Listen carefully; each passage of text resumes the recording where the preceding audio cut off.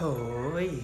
Então eu vi uma garota que estudava em um colégio que todo mundo dizia que era sobrenatural. Mas ela nunca acreditava, achava que isso era alguma grande palhaçada, que era mentira, tudo aquilo. Então, pra provar que ela estava certa, ela decidiu ficar até um pouco mais tarde no colégio. Só pra mostrar que ela tinha razão, que aquilo era só um boato, que não era verdadeiro.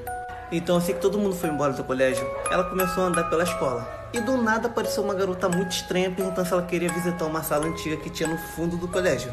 E ela logo concordou e foi junto com a garota. Assim que ela chegou nessa sala, ela escutou uma voz dizendo: "Eu vou te matar." Ela achou que era alguma pegadinha e decidiu entrar mais dentro na sala. Quando ela chegou mais dentro, não tinha ninguém. Só estava ela dentro da sala. Então ela voltou para conversar com a garota, mas só que a garota tinha sumido também. No dia seguinte, quando ela contou para as amigas disseram que nunca viu aquela garota na vida. Hoje eu vou contar pra vocês a história da Bárbara Mayco, enterrada viva por 3 dias. Na época ela tinha 20 anos, filha de um empresário milionário, então a galera conhecia ela e a família. Ela tava morando em outra cidade pra poder estudar, só que tava chegando próximo do Natal, então a mãe dela resolveu ir na cidade que ela tava pra buscar ela, pra ela passar o Natal com a família. Só que umas coisas acabaram atrasando na viagem, então como tava muito tarde, elas resolveram ficar no hotel pra dormir e no dia seguinte continuar a viagem normal. Só que o problema começou aí. Era bem tarde da noite quando ela escutou batidas na porta do quarto de hotel dela. Tinha um homem gritando lá de fora. Um cara dizendo que o namorado dela tinha sofrido um acidente. Ela abriu a porta e se deparou com 2 pessoas vestidas de policiais. Assim que ela abriu a porta, o cara já apontou a arma pra cara dela. Em questão de segundos, sem ninguém ver, eles pegaram ela, amarraram e colocaram ela dentro de um carro. Levaram ela até uma floresta e assim que eles chegaram lá, fizeram ela entrar numa caixa feita de fibra de vidro. Na realidade, era um caixão. Ali no caixão, eles misturaram água, comida, sedativos, uma coberta e uma lanterna pra ela ficar. Só que antes deles realmente fecharem o caixão, eles deram um papel escrito kidnapped, que seria sequestrada pra ela, e tiraram essa foto aqui. Curte pra parte 2, não vai caber tudo aqui. Parte 2 da história da Bárbara Mayco. Depois de tirarem a foto, eles fecharam, parafusaram o caixão e enterraram ela viva. No mesmo dia, eles ligaram para a família dela, dizendo que eles tinham sequestrado ela, enviaram a foto e disseram que se eles não agissem rápido, ela iria sufocar até a morte.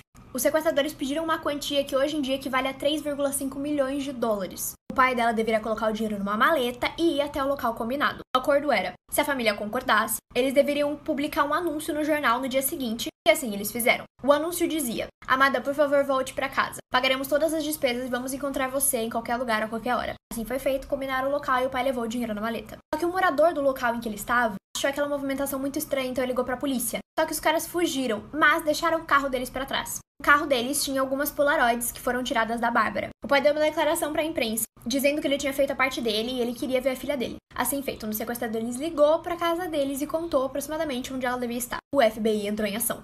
Curte pra terceira e última parte, juro.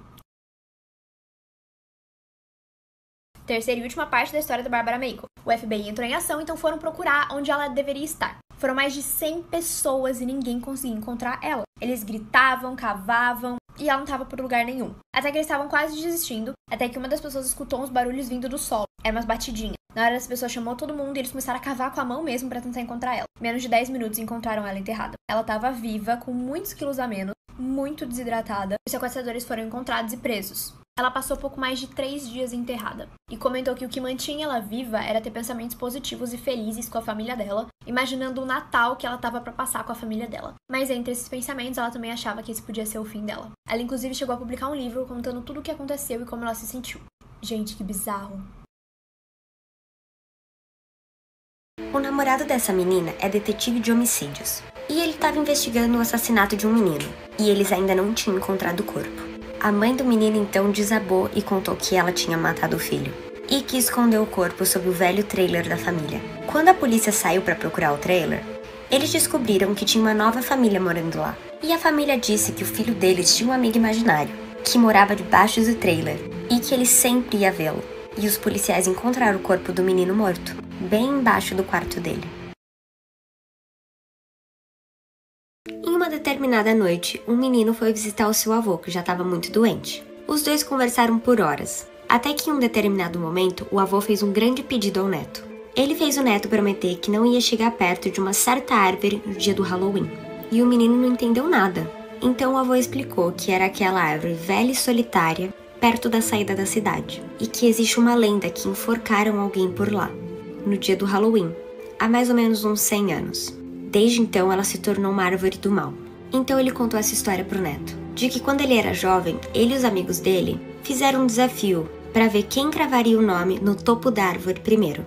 E não tinha nada de errado, até que Henry Phillips decidiu ser o primeiro. Sem dizer o porquê, Henry juntou todo mundo ali na noite do Halloween e começou a ofender a árvore.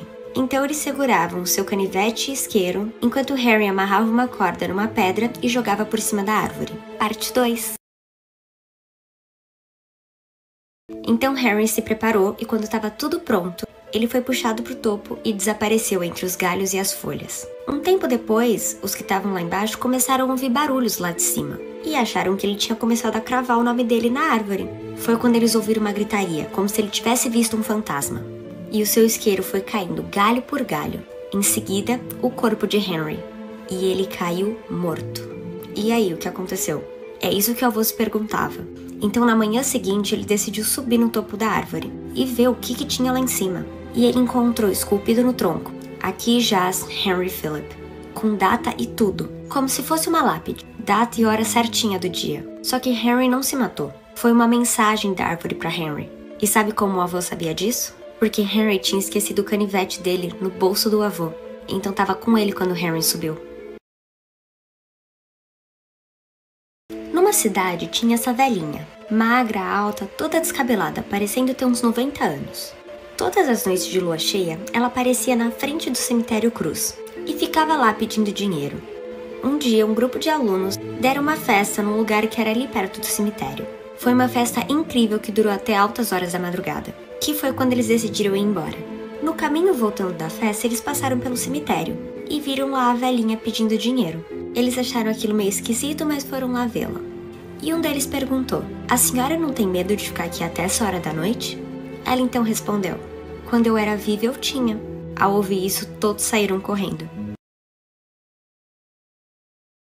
Em um dia de verão em Southampton, em Nova York, uma mulher parou num posto de gasolina. Enquanto o atendente bombeava a gasolina, a mulher disse que estava com pressa, que precisava buscar a filha dela, que tinha acabado de terminar a aula dela lá em East Hampton. Então, um homem muito bem vestido se aproximou dela e começou a conversar. Ele explicou que o carro alugado dele tinha parado de funcionar e ele precisava de uma carona para East Hampton. Então, ela disse que ficaria feliz em dar a carona para ele. Ele colocou sua pasta no banco de trás e foi no banheiro rapidinho. A mulher então olhou para o relógio e de repente ela entrou em pânico. Então ela foi embora rapidamente e esqueceu do cara. Ela não pensou mais nele até que ela e a filha dela estivessem na garagem de casa. A mulher então abriu a pasta do cara para procurar algum tipo de documento, para que ela pudesse avisar ele que as coisas estavam com ela. Mas dentro ela não encontrou nada, além de uma faca e um rolo de fita adesiva.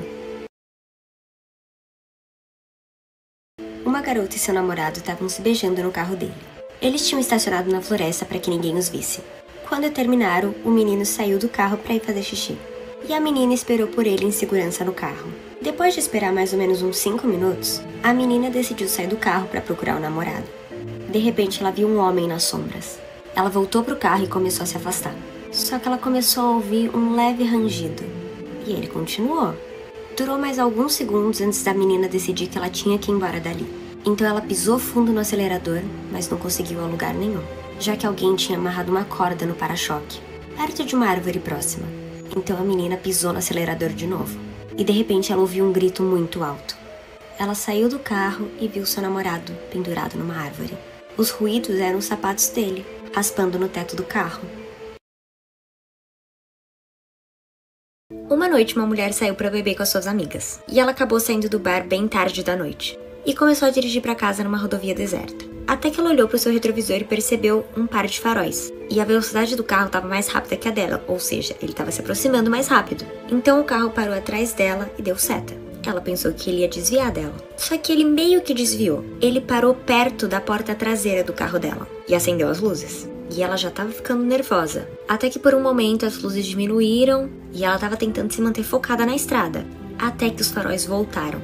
Então ela finalmente viu a saída da estrada e virou. Nisso, o carro virou junto e continuou seguindo ela. E o carro foi seguindo por cada curva que ela fazia, tudo. Até que ela estacionou na garagem da sua casa. E ela pensou assim: eu vou correr e vou ligar pra polícia. Quando ela saiu do carro, o cara que estava seguindo ela gritou: tranque a porta e chame a polícia. Ai, gente, me perdoa, parte 2. Então, quando ela saiu do carro, o cara que estava seguindo ela gritou: Tranque a porta e chame a polícia. Quando a polícia chegou, a verdade foi revelada. O homem que estava seguindo ela no carro de trás estava tentando salvá-la. Quando ele parou atrás dela e os seus faróis iluminaram o carro dela, ele viu a silhueta de um homem com uma faca subindo do banco de trás. Lembrando que isso é uma thread do Twitter. Quando você fica parado olhando fixamente para um lugar, é um espírito chamando sua atenção. Vocês já ouviram falar que 3 horas da manhã é o horário do demônio, não é? Isso porque entre as 3 e 4 da manhã os demônios estão à solta. E se você estiver acordado, eles podem te possuir. Amigos imaginários são demônios querendo um corpo puro. Se você tem uma casa com escadas, existe 60% de chance dela ser mal assombrada. E sabe o filme Exorcista? Foi baseado em fatos reais. Eles só trocaram o sexo da criança. E dizem que quando você acorda no meio da noite, é porque um espírito estava te observando. Sabe quando você sente aquele puxãozinho no pé? Bom, eu nunca senti pelo menos. Existe 26,8% de chance de ser algum demônio puxando seu pé. Pessoas tímidas têm 17% a mais de chance de serem possuídas, pelo fato de não notarem mudança de comportamento. Normalmente, bonecos ou objetos amaldiçoados ou possuídos são vendidos em lojas como objetos comuns, e com um preço bem baixo, pelo desespero do vendedor. As informações foram retiradas do Twitter. Sabia que aqueles pesadelos que você não consegue esquecer são aqueles que têm alguma coisa real? E não brinque com coisas paranormais, elas também sabem jogar. Estudos revelam que você pode sim estar protegido debaixo do cobertor, já que é um espaço único que te cobre e serve como uma proteção. Sabe quando você volta correndo pro quarto da cozinha, no escuro, com medo de alguma coisa estar atrás de você? Tem 16,1% de chance de um demônio estar correndo atrás de você. Todo mundo sabe que Invocação do Mal foi baseada em fatos reais, e que a Annabelle existe, mas vocês sabiam que ela já tentou matar os seus donos? Essa eu não sabia. Enquanto você dorme, existe 30% de chance de você ser possuído por um demônio. Quando você está deprimido, tem 75% de chance de você ver algum espírito ou dele aparecer quando você fecha os olhos. Pessoas viciadas em filmes de terror podem ou foram psicopatas mortos pela lei nas suas vidas passadas. Numa noite escura e sombria, 6 amigos foram numa casa espírita pedir a salvação da sua alma. Quando chegaram lá, não tinha ninguém. Apenas uma mesa grande de mármore e um tabuleiro manchado de vermelho, com um grande ponteiro no meio. Os amigos curiosos se aproximaram do tabuleiro. Maria então colocou seu dedo indicador sobre o ponteiro. E para surpresa deles, o ponteiro se mexeu, bem lentamente, apontando para as letras J-O-G-U-E-M. Joguem.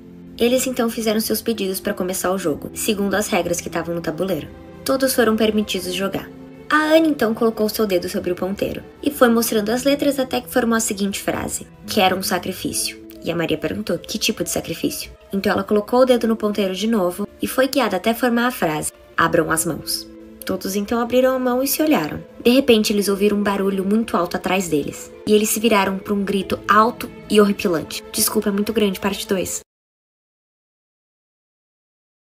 Então eles ouviram um grito muito alto e horripilante quando se viraram. O grito era de Ana, e a sua mão tinha sido furada pelo ponteiro, que foi lançado contra a parede. Eles saíram correndo dali e voltaram para suas casas. Depois disso, os anos se passaram, eles casaram, tiveram filhos, inclusive a Ana, que tinha sido atacada pelo ponteiro. Ela tinha ficado com uma marca permanente, que doía constantemente, e nenhum médico sabia explicar de onde estava vindo essa dor.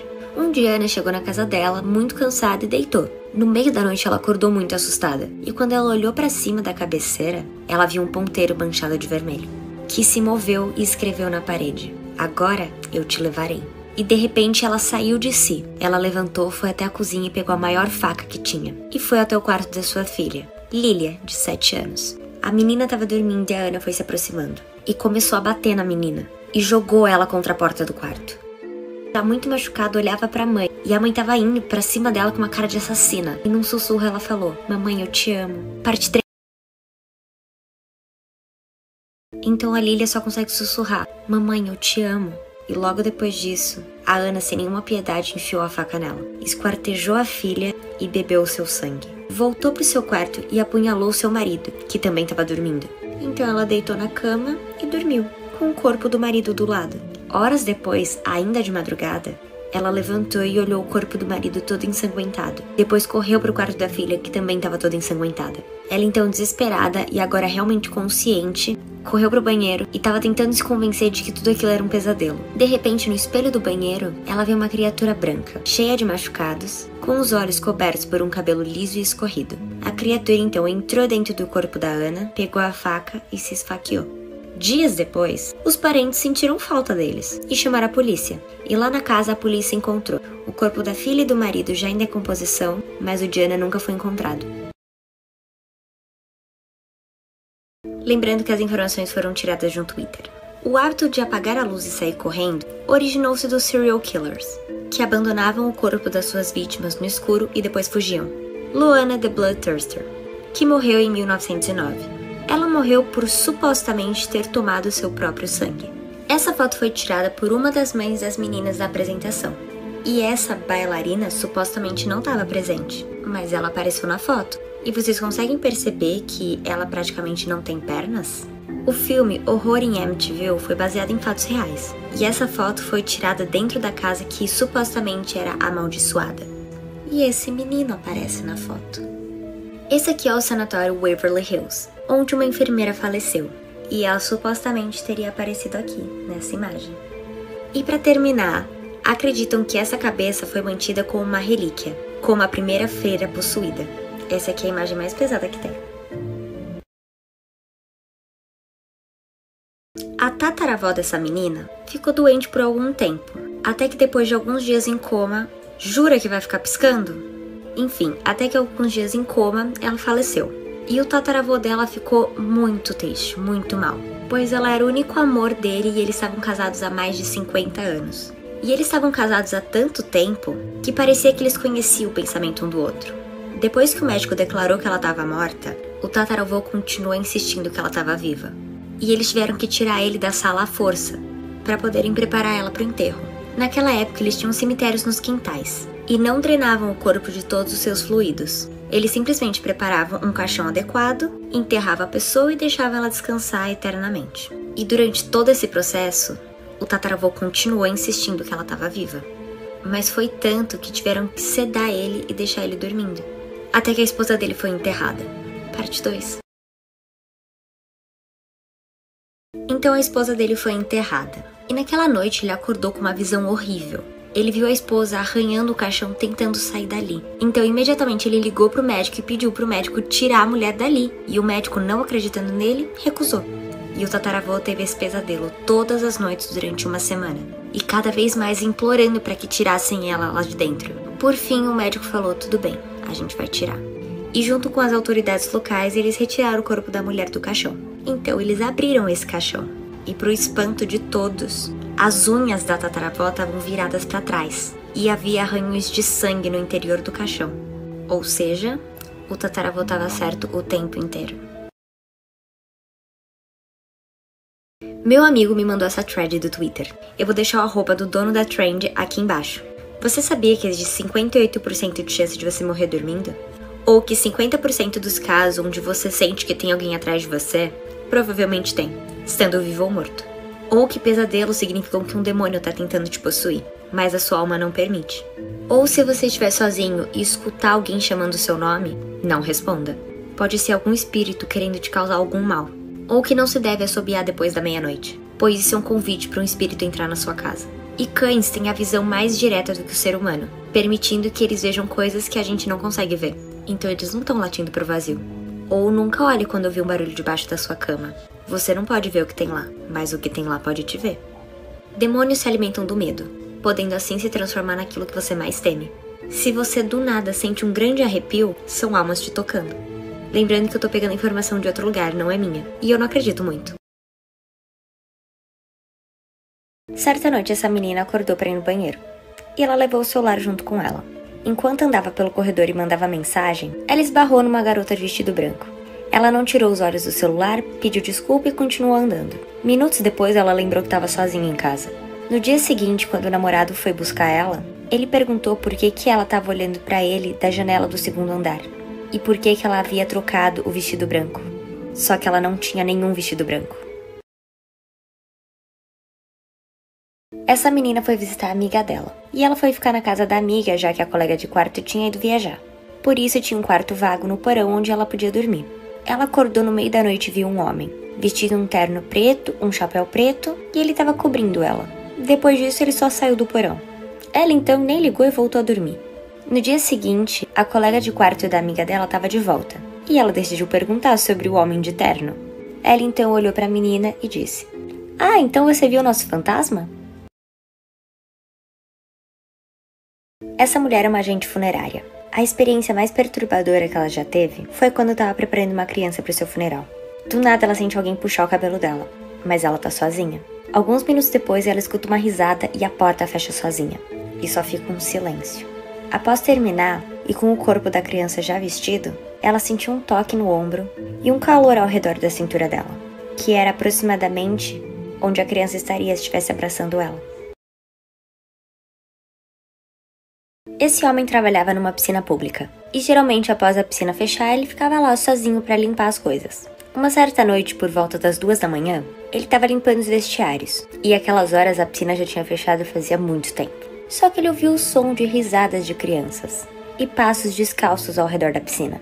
Ele foi lá para dar uma olhada, só que não tinha ninguém, e as portas estavam todas fechadas e trancadas, e não tinha lugar nenhum para crianças conseguirem se esconder ali dentro.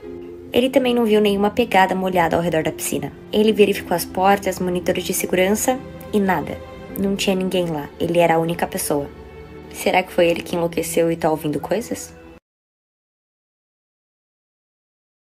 Essa menina estava acordada às 2 da manhã, quando ela sente alguma coisa segurar a perna dela. Não tinha ninguém no quarto, por isso que ela levou um susto, mas ela só deixou pra lá e foi dormir.